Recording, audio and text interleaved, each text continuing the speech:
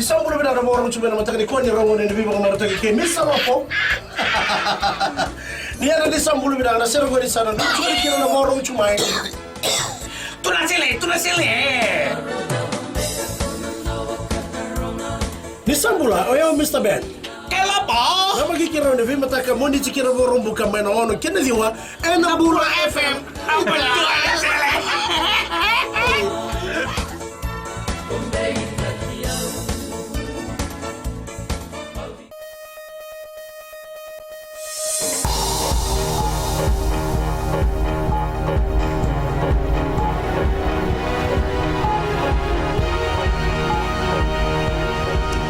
Good evening, this is FBC News. I'm Jackie Spate. In this bulletin, Education Ministry suspends staff over conduct and delivery complaints.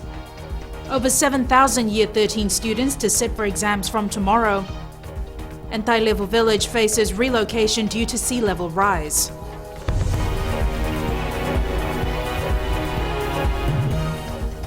The Education Ministry has revealed that it suspends its staff almost every fortnight. Speaking in Lautoka this past week, Minister Dr. Mahendra Reddy says the complaints against staff conduct and delivery are coming in every week. Eleanor Turangaivu with the details. The Ministry of Education is troubled at complaints it's receiving about its staff every week. I get complaints about staff relationship, staff-student relationship. Some of these complaints are mind-boggling, quite depressing. We get staff suspension every fortnight. Our staff is suspended. Dr. Mahendra Reddy says the ministry is undertaking reforms to move education forward and raise the benchmark for education excellence in this country, and such actions will not be tolerated. These kinds of issues are not acceptable to the ministry going forward. We want staff to do what they're paid to do. He says society has lost its respect for teachers and other staff because of these kinds of issues. 4 decades ago, you compare the quality of staff we had. Their status in society was very different than what we have now. When people want to make a decision in the community, they will go to the school teacher and say, let's get advice from the school teacher. Those things are not happening now. Part of the ministry's reform plan is to upskill and upgrade staff knowledge and capacity. It has started undertaking this from January this year. Eleanor Turangaivu, FBC News. The examination for Year 13 students starts tomorrow. 7,589 students are sitting for the Year 13 examination this year in 161 centres around the country. Benga Yanuda Secondary School and Ahmadiyya Muslim Secondary School in Madhuwata are sitting this exam for the first time. In a statement, Minister for Education Dr. Mahendra Reddy encouraged all Year 13 students to do their best. He is also reminding all parents and guardians to provide full support to their children during this important time. The first paper tomorrow is chemistry and the last paper on the 6th of November is physics. 3 new programs will be introduced in schools soon to educate students on the issues of commercial sexual exploitation and trafficking. Ali Kimbia has more on the story. In an effort to eliminate violence against children, 3 new programs have been developed by the Homes of Hope and the European Union in collaboration with the Education Ministry. These 3 new projects, they strengthen the place of children and child protection in Fiji's education system and society.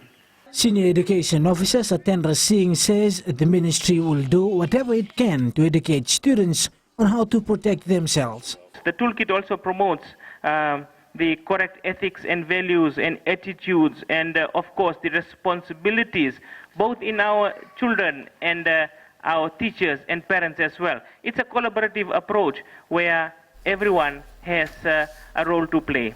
The new curriculum will also enable students and communities to develop action plans to stop violence in their own community. Ali Kimbia, FBC News. Gilikuro village, located along the Thai Level coast, is one of the many Fijian villages that continue to be affected by climate change. A portion of the village is facing relocation as sea level rise continues to inundate the village foreshore. Eleanor Trangaivu reports. This seawall has not served its purpose for a number of years now. Damaged from the waves, it's in need of desperate upgrade to help mitigate the effect of rising sea level in the village. When the easterly wind blows, it brings with it big waves. These waves come into the village and flood the village, especially the homes near the shore. These homes are always flooded at high tide as the water seeps through and goes over the seawall. The government has heard their plight and come to their rescue. The seawall request was put in through the Prime Minister's office for funding. It's now with the National Disaster Management Office for funding next year under disaster risk reduction, DRR, they call it DRR. The total funding for that project is 667,000. Villagers planning to build new homes have been advised to do so in the elevated areas. Government is also looking at relocating the affected families. There's no guarantee with climate change. It's all over the Pacific, it's all over the region. What we're doing is remedial action. I think the most probable thing to do is to relocate the villages, but it will come at a cost. The scoping works for the new seawall has been completed and construction is expected to start next year. Once it is completed, the relocation of the villages will then be undertaken. Eleanor Turangai, FBC News. Still to come on FBC News, Miss Bar wins Miss Fiji title.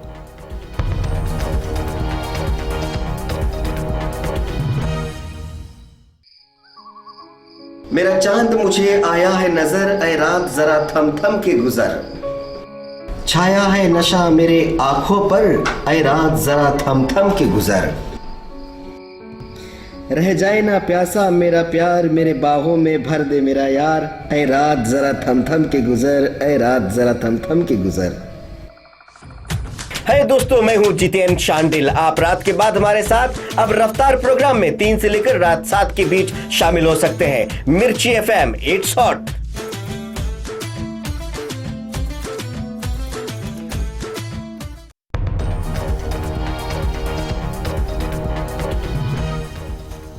Miss Bar Zaira Beg will be representing the country at the Pacific Islands pageant this year after she was crowned as Miss TFL Fiji at Prince Charles Park, Nadi last night. This is the first time a queen has been selected from a national competition to represent the country at the regional pageant.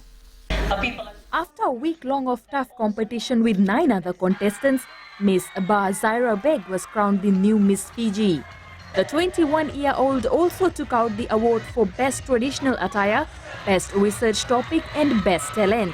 I'd like to take this time to tell each and every one of you, no matter how hard life is, take it up as a challenge and move forward. I'm here to spread the spirit of love, and I'm happy that you felt it.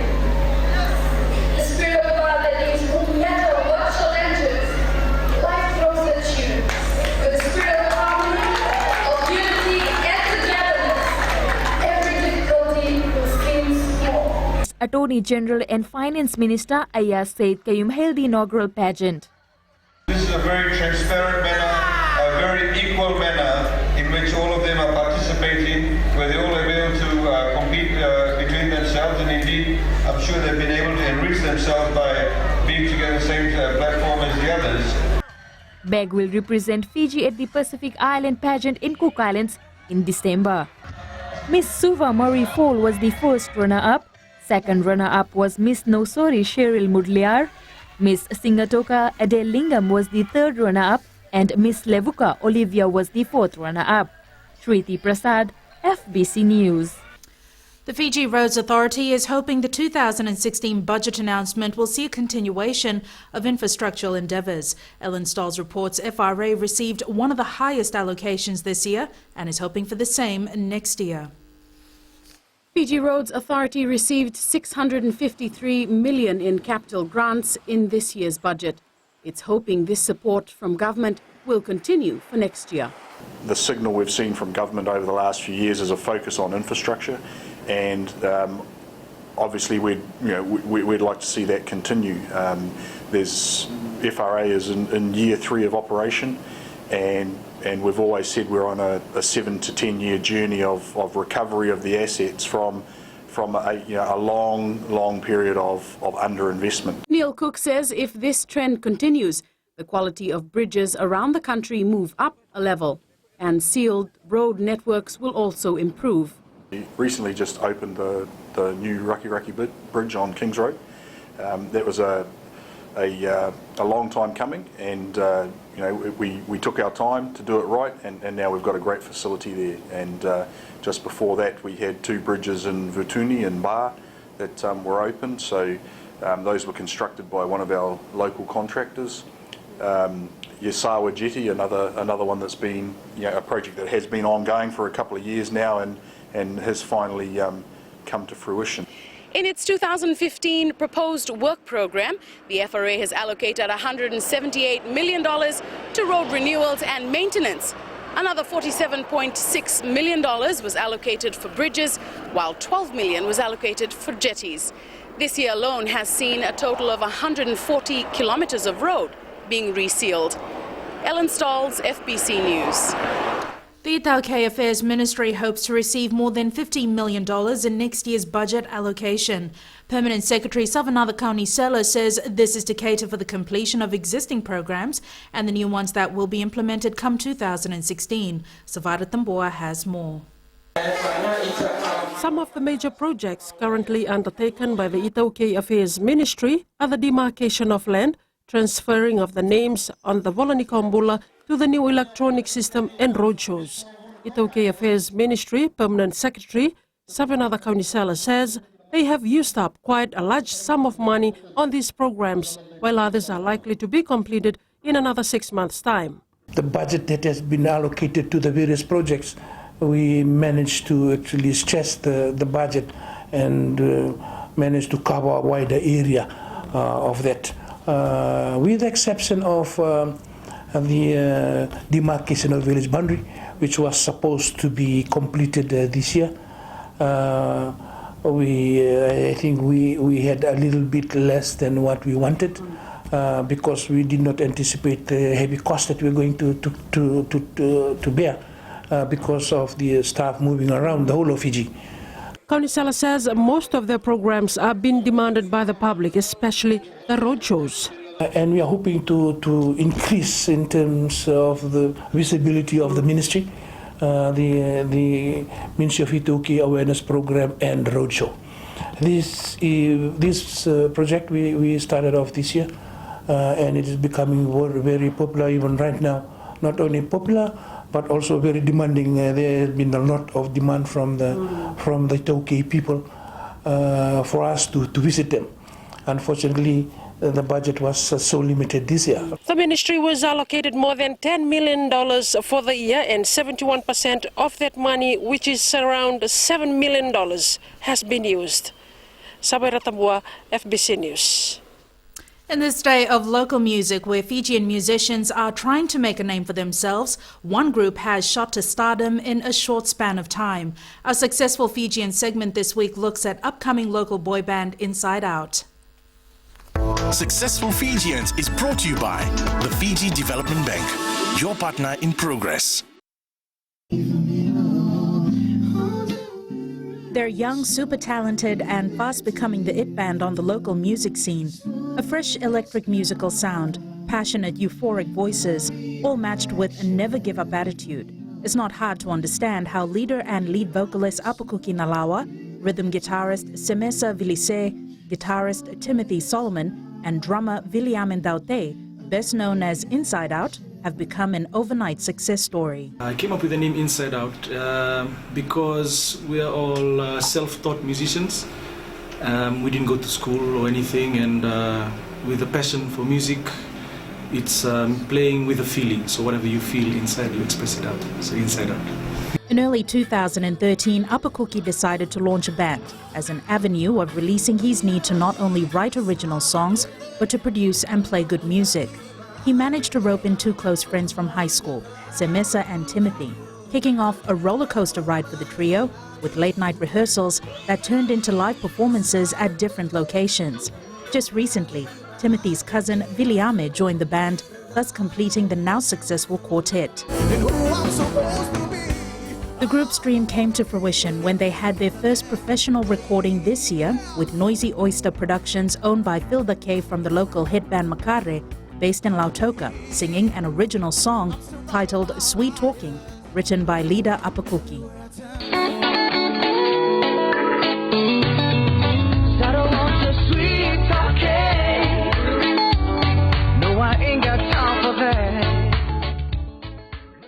Also a first for the band was the release of their single on iTunes, something only a handful of local artists have been able to achieve. Even though it's only been a week, less than a week, but we've been getting really good reviews and comments on Facebook, on our pages and stuff.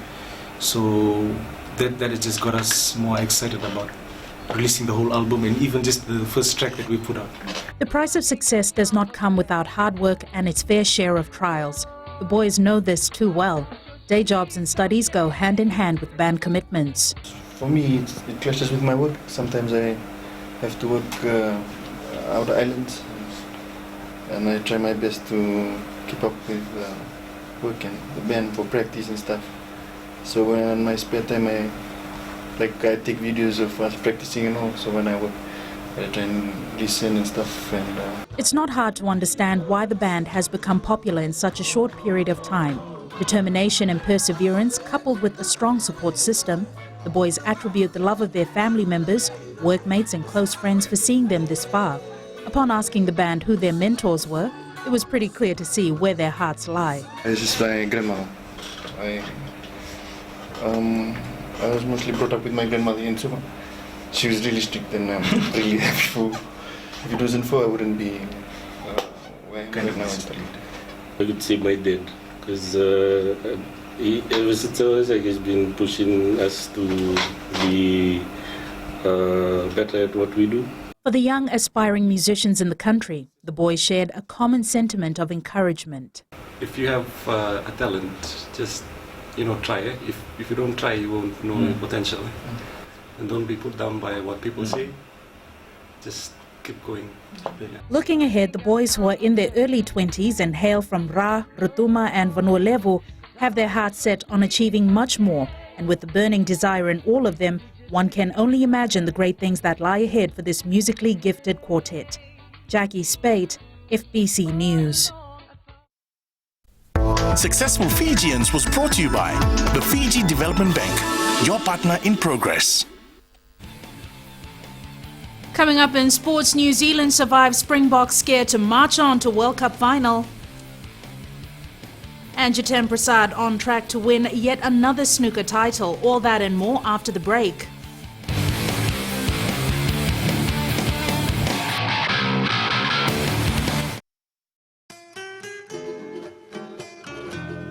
Imbula bina naturanga na marama na turbugi ngone lewa. Imbula bina rangone. Karuita kini marata itiron tapi bingomi na bioliba ni Radio Fiji 1 na viti na bunga ni vianu yanu. Oya upio rotuanga na mni dauni bengravi. Na makia mo na kita tiri karua moniti kina barumbuka. Ene wasini ngone baruta ki kilo manikoro ilutu na karombo.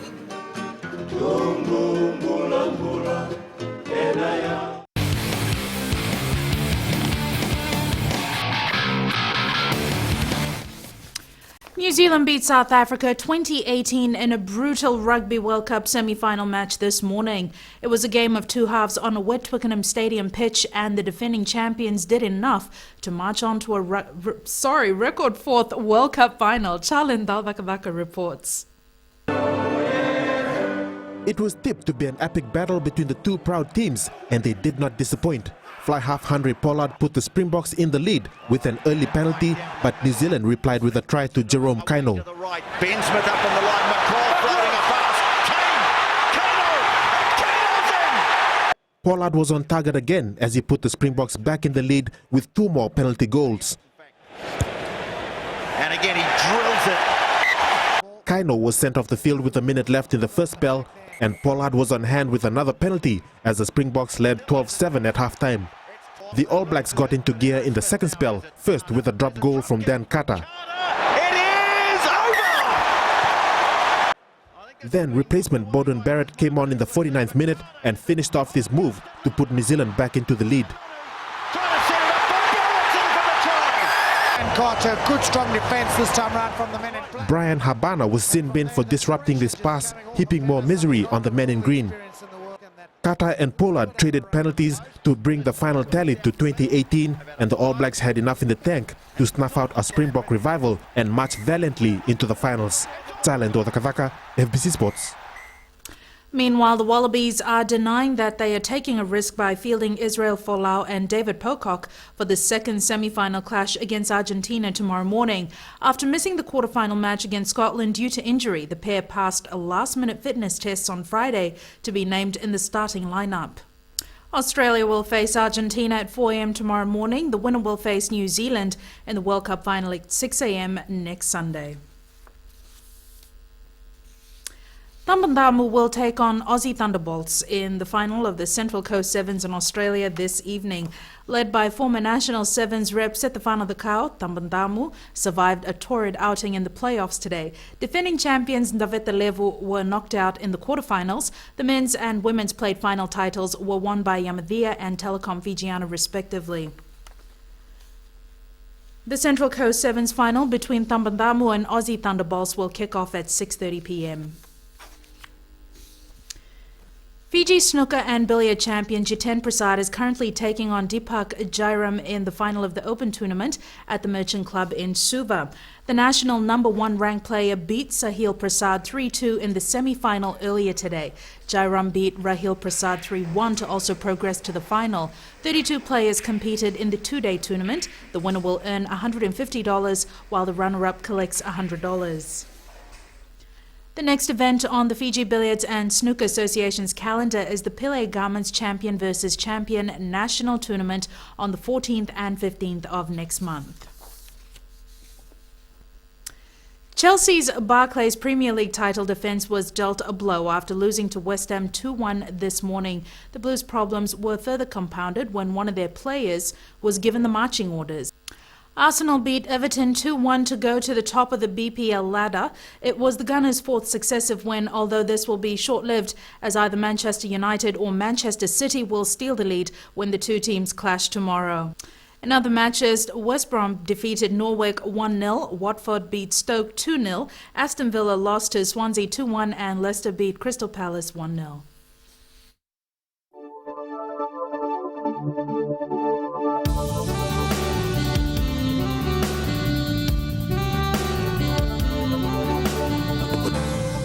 Generally fine weather conditions prevailed over the country today. A trough of low pressure remains slow moving over Tuvalu and extends southeastwards over Tokelau. Meanwhile, a broad easterly wind flow prevails over most southwest Pacific Island countries.